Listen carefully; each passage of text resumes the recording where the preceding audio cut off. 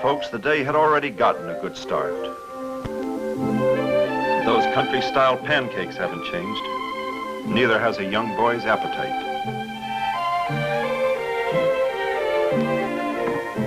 The boy's father out in the barnyard getting ready for the morning milking.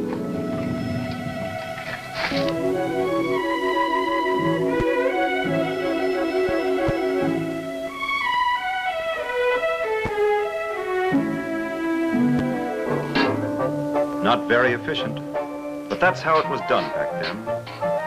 Of course, actually getting the milk was only a first step. There were still a few things to be done before it could be sold. For one thing, the milk was strained.